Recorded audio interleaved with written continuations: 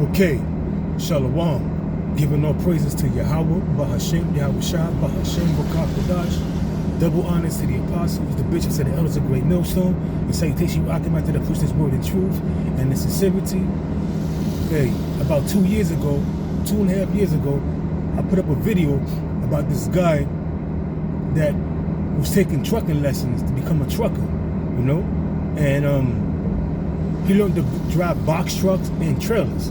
So he had an option to become a coast-to-coast cargo delivery, driving a 18-wheeler, or stay within the metropolitan area, which consists of New York, New Jersey, Connecticut, Delaware, you know, Pennsylvania, and Boston, sometimes Boston. He had the option to stay within in that area. It's a little less money, but I gave him an advice.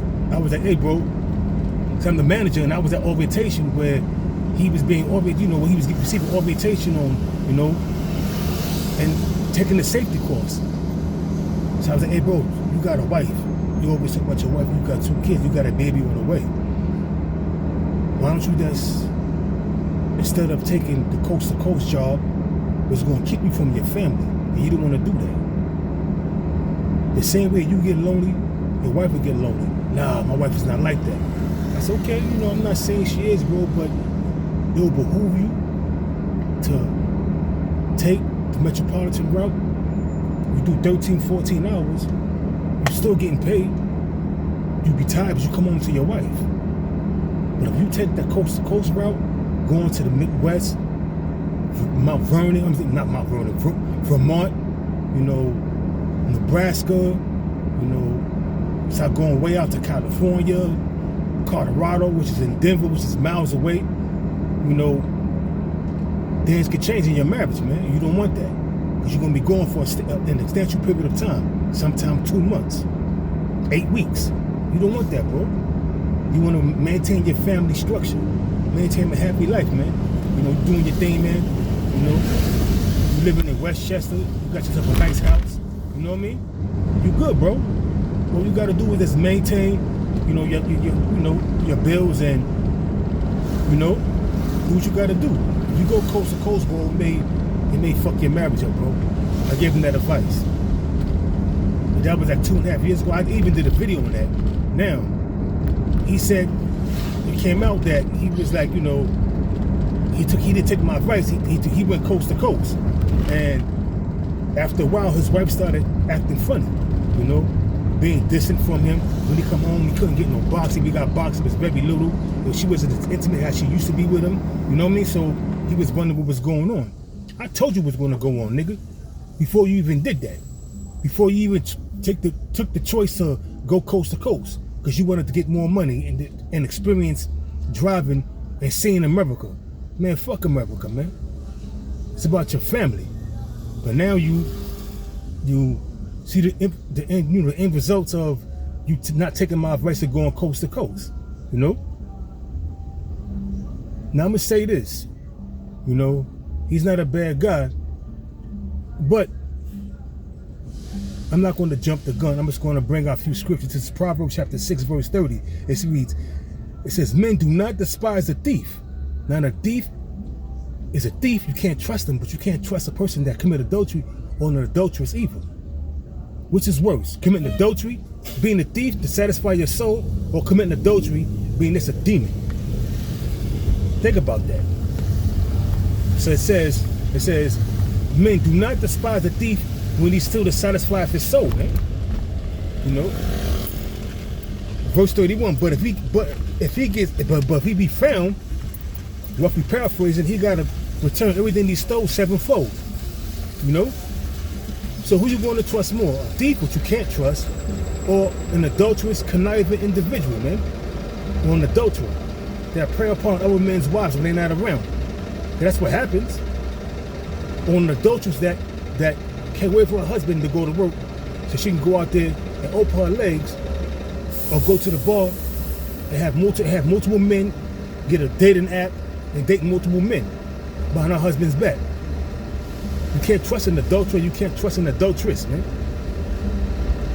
You can't.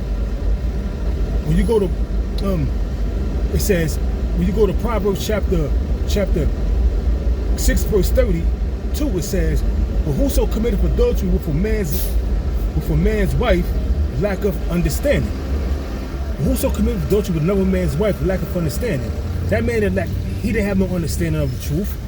He's in the world, I guarantee you. Because had he not been in the world, he knew the state of ours, he knew the truth, he wouldn't have committed adultery with that woman. Now he said it. Now I'm gonna get back to what he was saying.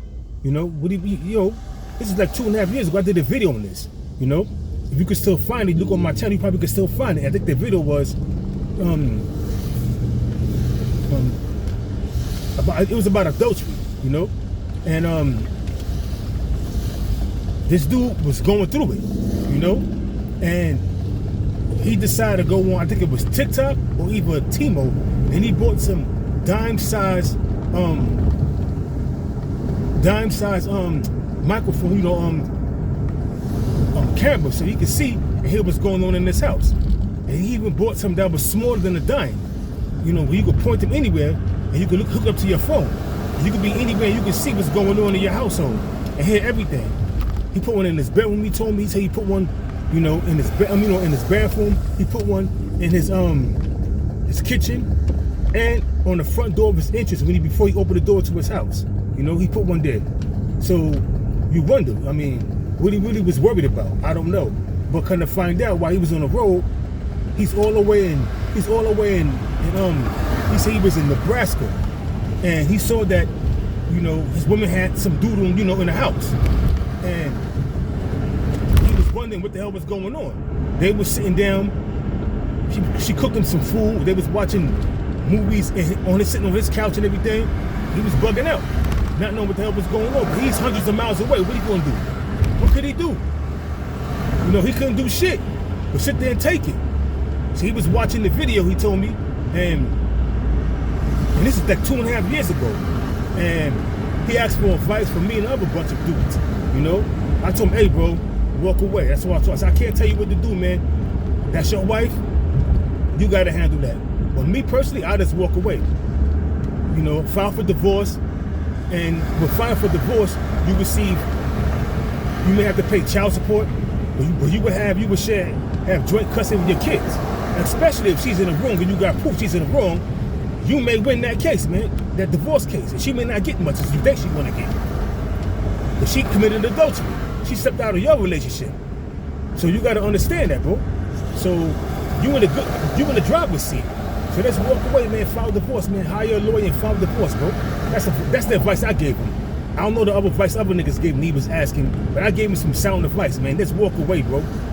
You know, righteously, you know, being in the ancient spirit, being, you know, I mean, she would have got put to death, him and her. But we ain't Babylon, we in Esau's land. So we can't do things like that, man. We just gotta handle that, man. You know? We gotta handle what happens. I'm saying let's walk away, go to ride up Esau, go to his courts, get a bill of divorce, you know, and you got ample proof that she was cheating on you. You got the videos. So she's gonna lose that case, man. She's gonna lose. So you ain't got nothing to worry about. All you gotta do is this: keep your cool. Don't lose your goddamn senses. Don't go out your wits for your wife. You got 2 kids you gotta deal with, and she's pregnant. Then he's like, yo, I don't even know that's my kid now. So I'm like, wow. I mean, dude stressed out, man. I'm like, wow. He got a point right there when he said that. He said, I don't even know that's my kid, man. You know, I be on the road a lot. And he said, I don't even know, man. I'm confused, man. As your bro, don't be confused. Hold your head, relax, take a deep breath, take a walk, you know, pray. And he said, pray to who? And that was a God, he would never that was to happen to me. As your bro, now you see, now you speaking crazy, man. Just do what I ask you. Do what I'm telling you. I'm giving you sound advice. Hey, bro, just give her a bit of divorce, contact your lawyer, and that'll be that, bro. So like it for the rent, but I'm telling him I'm telling y'all what I was telling him. He did the total opposite. And now he, you know, I'm not gonna jump the gun. Now he's in trouble. Anyway, this is 2.5 years ago, and I'm gonna give you the end results of what happened. The results now. It says, hey, but when you go to Proverbs chapter 7, the whole chapter goes into, now that's twofold. It goes into philosophies of Esau, you know, his religious sect, you know, all the philosophy he had, you know, all of his philosophies, his democracies, his, you know, Planned Parenthood, you know, women's lib, all his philosophy, like I said, his democracy, you know, putting the woman above the man, having that, how can I say, the alphabet soup community, you know, that shit right there is like, you know, I mean, that's a part of his philosophies. But also, Proverbs 7, all the way down to the last verse, goes into the philosophies, also goes into that strange woman. That strange woman, like I said, is the different religions that Jake be involved with, such as being in Islam, you know, being in the Catholic Church, being a Seventh-day Adventist, you know, but it's also going into dealing with adulterous women. And they tell you that my husband is at home, is not at home, come let us take our love, you know, roughly paraphrasing the chapter, but that's a bad chapter, and it warns you of the woman, you know? It warns you of the women. Both women, that strange woman, which is the philosophies, and the actual woman, you know? But to make a long story short, this guy, when he comes home from up his 2 months, you know, driving the truck, he get home, he stay home for a week, now he gotta go right back out. So what happened was, they home, he take her out to eat, you know, and they talking and everything, and from what I heard, he shows her the video, which I would have kept that to myself. I would have just left and just divorced her, man. He shows her the video, then stabs her up, all about the head, the chest, you know, shoulders, you know, but the bitch survived. Crazy thing is, she survived that attack. He gets locked up for attempted murder, held, you know, on I think it was a $200,000 bond he couldn't pay to get out. So he was in there. So fast forward to this, I'm hearing from people that was close to him on the job. I'm not gonna mention no names. This dude, it gives him 40 years. But she was able to testify, even though she's not the same, you know, she got stabbed in the head twice and damaged her, you know, her brain, so she's not the same. But she was able to identify her attacker. Rightfully so. But her family got custody of the kids because she's not able to take care of the kids. She's living with her family, so she's just, you know, she's my language. She's fucked up, but she was able to testify to this dude. And at the end result, he got 40 years. 40 years for stabbing this woman up, for not being faithful to him. And all he had to do was just walk away. Walk away. You had the video of her committing adultery. Things was in your favor, but he was so, you know, mentally fucked up in the head behind that he did what he did. He reacted emotionally, stabbed her up, and the end result is he paying with his life now, with his freedom. Not be able to see his kids anymore, you know, lose his job, lose his house, everything. For what? For an unfaithful woman that didn't really care about you, because she actually cared about you, she wouldn't have been doing the things you're doing. Especially she know you sacrificing and, you know, doing things that which is right to take care of her and her children. She would never did the things she did. But a selfish woman is a selfish woman, you know? Sirach chapter 25, verse 13. And it reads, give me any plague but the plague of the heart, and any wickedness but the wickedness of a woman. You see? That was wickedness, man, that she did, man. And she ain't think she did anything wrong. To her, she was just, you know, she was in her emotions, you know. Her husband is not around. She's young. That box is itching. So what she do? She get it scratched. You know, which is wicked. I mean, if you've been born from experience not to go coast to coast, stay within the tri-state, where you can be able to see your wife every day, even though you're tired, but you with your wife. There's certain things out there that you could take that could give you energy and keep your rod up naturally. All you gotta do is go to the Nigerian spot and get your shit. But some people have to learn the hard way, man. You know, and it's a damn shame that he lost his life, even though he didn't lose his life by getting murdered. But he's locked up for, they gave him 40 years. 40 years. 40 years. For a chick that wasn't even worth it. Now he's sitting in the cell thinking, missing his kids, missing his family. For what? A woman that didn't really care about you. When you jump down to Sirach, the 25th chapter, the 19th verse, it says, all wickedness is but little to the wickedness of a woman. Let the portion of a sinner fall upon her. You know? I ain't gonna say no more about that because I don't know this dude personally. I know him personally because I've met him before and I talked to him. But knowing how he moved in this society, I don't know because I only deal with him from work. And after that, I don't deal with him after work. So I don't know how he was moving. But I do know this. You should have took my advice and left that chick alone. Because now where you at? Probably in Comstock, Clinton, Attica, Great Meadows, which is Comstock, Wendy's. I don't know where you at. Only you know. Doing 40 years. Was it worth it? I don't think so. I don't think it was worth it, man. I don't think it was worth it. You had a wicked ass wife, man. What it says in Sirach chapter 26 verse 7, an evil wife is a yoke. A yoke is a heavy burden. An evil wife is a yoke shaken to and fro. He that hath hold of her is as though he held a scorpion, because each time she's going to sting you, time after time. If you let her get away with committing adultery the first time, she's going to sting you again. You let her get away again, she's going to sting you again. She's going to keep on constantly stinging you. That's what scorpions do. They sting you. That's in their nature. You know, I had this female tell me, I don't need you. I got mad men, I got mad niggas in my DMs and always in my face. I said, okay, that's rightfully so. But let me tell you this.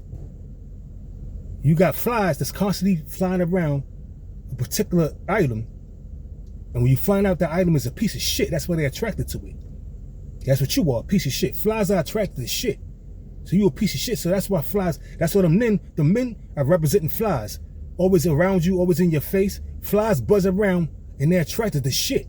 And that's what you are, a piece of shit. So go about your way and keep them niggas in your DMs. Because all they want is that stink box you got. And that's what I told her. Sometimes you got to be harsh. She said, fuck you, motherfucker, I hope you die. Yeah, me too. And that was that. It is what it is, you know. I'm not going to keep babbling. I brought out a few scriptures.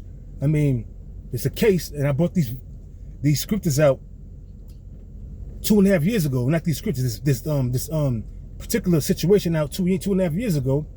Probably going on 2.5 years ago about this situation on my job with this dude. You know, in orientation, he was, you know,